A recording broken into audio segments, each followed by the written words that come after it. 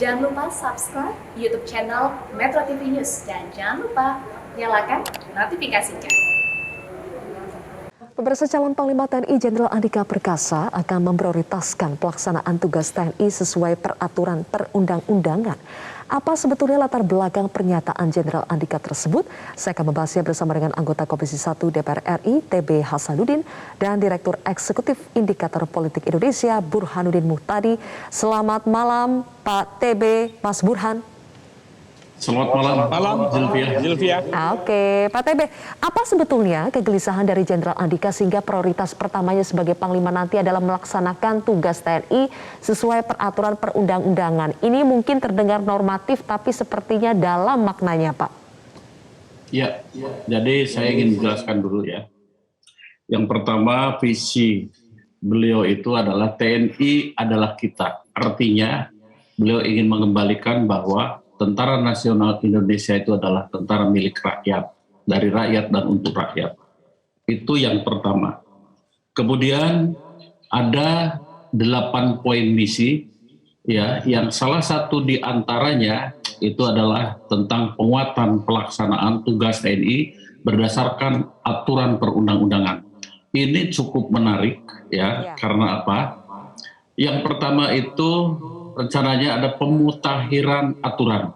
Jadi aturan-aturan itu harus aktual, ya, harus sejajar dan kemudian juga harus berdasarkan perundang-undangan. Itu yang berikutnya, adanya menumbuhkan kesadaran hukum bagi seluruh prajurit TNI, ya, termasuk di dalamnya disiplin dan sebagainya. Yang kita tahu dalam 1-2 tahun ini disiplin prajurit atau keluar dari aturan perundang-undangan itu dirasakan menurun. Jadi ini menjadi fokus perhatian Panglima kita yang baru. Oke, Pak TB, secara spesifik Jenderal Andika mengatakan kita tidak bisa lagi seenaknya atau bertindak seolah kita punya kewenangan. Apa sebetulnya tindakan seenaknya dan di luar kewenangan yang dimaksud Jenderal Andika itu? Saya akan memberikan contoh tadi, ya, misalnya kasus seorang perwira tinggi berpangkat brigjen yang kemudian intervensi dalam tugasnya. Beliau mengatakan walaupun itu menjadi bahan pemikiran kita, tetapi sebaiknya dilaporkan, dikoordinasikan dengan sesuai ketentuan peraturan hukum. Tetapi tidak semestinya mengambil alih tugas pokok orang lain. Artinya urusan penegakan hukum itu adalah penegakan hukum yang harus dilaksanakan sebaik-baiknya oleh aparat hukum, dalam hal ini adalah polisi, ya. Jadi Pak Andika ingin, ya, apapun itu yang dilakukan dan tidak dilakukan oleh prajurit harus sesuai dengan aturan perundang-undangan. Ini menurut hemat kami, ya, sebuah harapan yang baik dan mari kita kontrol bersama, ya. Itu kira-kira. Baik, kalau Mas Burhan, kegelisahan apa Mas yang Anda tangkap dari Jenderal Andika di balik pernyataannya yang ingin mengembalikan tugas TNI sesuai peraturan perundang-undangan? Ya, saya kira itu statement normatif ya dari Jenderal Andika. Menurut saya kalau kita lihat dari trust publik terhadap TNI itu masih sangat tinggi, 90%. Masyarakat percaya atau sangat percaya. Jadi di antara lembaga pasca reformasi yang cepat melakukan recovery adalah TNI. Dan the most trusted institution, bahkan mengalahkan lembaga kepresidenan.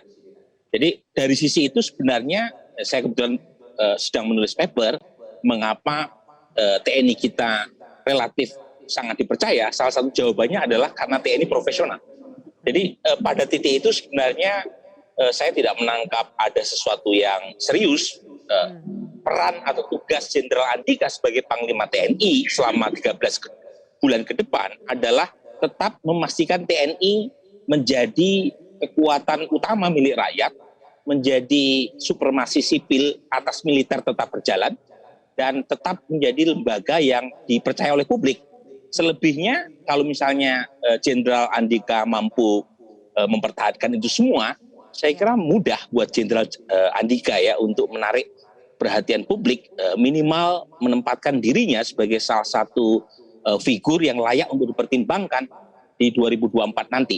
Itu side effect tugas utama beliau sebagai Panglima TNI adalah memastikan tetap berada di jalur yang semestinya. Oke, menarik untuk membahas lebih jauh soal tadi figur yang layak dipertimbangkan untuk 2024. Tapi sebelum kita masuk ke situ, kita harus jeda terlebih dahulu pemirsa. Prime Time akan kembali sesaat lagi.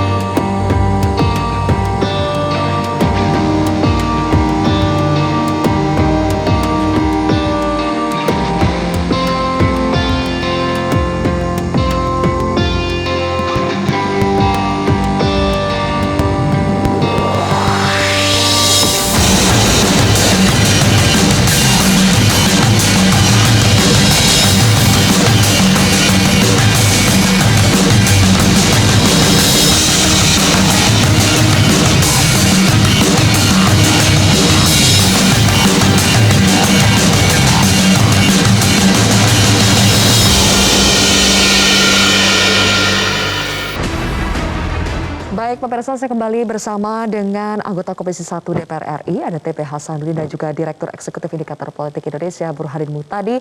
Pak TB, tadi rekan Anda di fraksi bilang TNI tidak boleh terlibat politik praktis. Nah, bagaimana supaya Panglima nanti tidak terseret politik praktis meskipun aroma-aroma tahun politik itu sudah terasa Pak sejak 2023? Saya kira aroma tahun politik biarkan saja berkembang di lingkungan para politisi, tetapi TNI tidak boleh. Jadi tadi pun disampaikan oleh calon Panglima TNI bahwa kami tidak akan terlibat dalam urusan politik praktis dan tetap akan berpegang teguh pada aturan perundang-undangan. Dikatakan dalam salah satu pasal bahwa TNI itu tidak boleh berbisnis dan tidak boleh berpolitik praktis. Itu yang beliau tekankan, ya.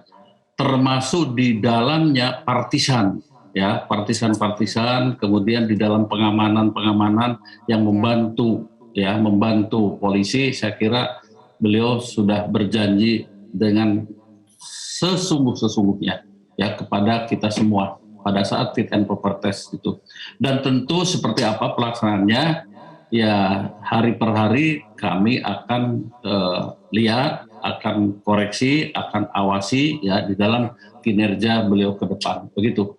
Oke, Mas Burhan, Anda berulang kali menyebut ada motif elektoral di balik penunjukan Andika oleh Presiden Jokowi. Apakah Panglima nanti bisa terjun ke politik Pilpres 2024 tanpa terlibat politik praktis saat dirinya masih menjabat? Begini, panduan normatif tetap harus dikedepankan. Terlepas dari ada tidaknya motif elektoral. Panduan normatif yang utama adalah tentara itu tidak boleh berpolitik praktis. Dan pernyataan Jenderal Andika tadi menegaskan sekali lagi pentingnya statement normatif tadi dikedepankan di tengah tarikan politik praktis jelang 2024. Saya sebut ada motif elektoral karena bagaimanapun waktu 13 bulan buat Jenderal Andika itu membuat kita tidak bisa menuntut terlalu banyak. Karena 13 bulan itu bukan waktu yang lama. Jadi kalau misalnya ada tarik-menarik termasuk ketidakpercayaan diri dari politisi sipil untuk menggoda Jenderal Andika atau TNI masuk dalam politik praktis, yang rugi bukan hanya TNI, tapi kita semua. Jadi pada titik itu, gitu ya, saya tidak menolak adanya motif elektoral tadi. Saya sebut motif elektoral ini terkait dengan ini, Zilvia. Jadi sejak 2 pilpres terakhir itu terjadi kemampatan sumber rekrutmen penting kepemimpinan nasional dari dalam militer. Jadi terakhir yang menjadi presiden adalah Jenderal SBY. 2 pilpres terakhir yang maju adalah Jenderal Prabowo. Kemudian setelah itu nyaris kita tidak punya pilihan dari militer terkait dengan siapa yang akan ditawarkan di 2024. Nah, munculnya Jenderal Andika, asalkan tetap komit dalam konteks supremasi sipil atas militer selama beliau menjadi Panglima TNI, saya kira tanpa harus menonjolkan diri, itu akan bisa memunculkan alternatif di mata publik. Ya, alternatif dari sektor kepemimpinan militer yang mungkin bisa dipertimbangkan publik di 2024. Jadi nggak usah terlalu genit, asalkan komit sebagai Panglima TNI, tidak berbisnis, tidak berpolitik. Saya kira dengan sendirinya Jenderal Andika masuk dalam radar publik terkait dengan 2024. Karena minimnya alternatif dari sektor militer, terutama dalam 10 tahun terakhir. Tapi haruskah ada alternatif dari sektor militer, Mas Burhan?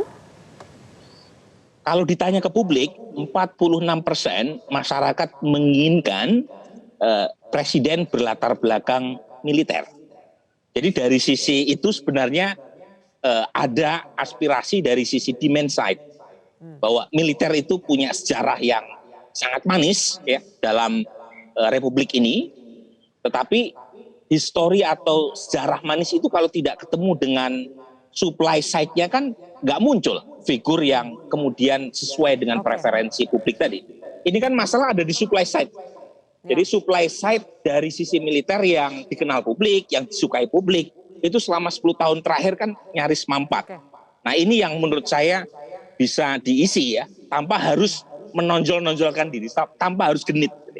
Karena menurut saya statement tadi yang disampaikan oleh Jenderal Andika bagus, karena kita tahu dalam beberapa tahun terakhir itu ada kesan ya TNI ditarik-tarik di luar dari tugasnya, nyetak sawah, ya, kemudian bagi-bagi sembako ya. Kalau vaksinasi, saya setuju itu bagian dari tugas TNI karena perang bukan hanya yang berhadapan dengan musuh yang kelihatan, tapi kalau misalnya berkaitan dengan di luar itu tentu akan memperburuk citra TNI. Meskipun saya tahu bukan TNI ya, kan ada banyak pihak yang menarik-narik TNI untuk masuk pada persoalan yang sebenarnya bukan bidangnya, dan itu mengecilkan TNI.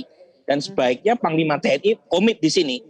Nah, meskipun lagi-lagi tadi ada side effect-nya. Kalau misalnya beliau baik kinerjanya, side effect-nya mungkin saja panggungnya sebagai Panglima TNI akan dirasa terlalu sempit untuk Jenderal Andika, dan orang mungkin saja meliriknya sebagai figur entah nomor 1 atau nomor 2 di 2024. Baik, terima kasih Mas Burhan dan Pak TB. Terakhir, supaya TNI tidak terlibat politik praktis, bukan hanya sekedar panduan normatif, tapi betul-betul terimplementasi di lapangan, dan supaya tidak ada yang menggoda-goda atau digoda-goda, bagaimana DPR membentengi Panglima TNI yang nanti akan terpilih? Saya kira kita kembalikan dengan visinya Pak Andika. TNI adalah kita, artinya ya maju dan mundurnya TNI harus menjadi tanggung jawab bersama. Artinya apa? Bahwa bukan hanya DPR, tapi masyarakat pun harus ikut berkontribusi ya di dalam pengawasan. Dan kalau soal elektabilitas seseorang, asal memiliki kinerja baik sesuai dengan aturan perundang-undangan, saya kira begitu selesai menjadi Panglima TNI, ya otomatis barangkali akan banyak lamaran-lamaran. Seperti gadis yang cantik banyak diminati. Saya kira itu ya. Tapi kalau masih bertugas, masih menjabat, jangan digoda dulu ya Pak TB ya, dan Mas Burhan. Betul. Oke, Betul. Itu terima kasih. Bersama. Oke, terima kasih Pak TB Hasanuddin dan juga Mas Burhanuddin Mutahdi telah bergabung bersama kami di Prime Time News hari ini.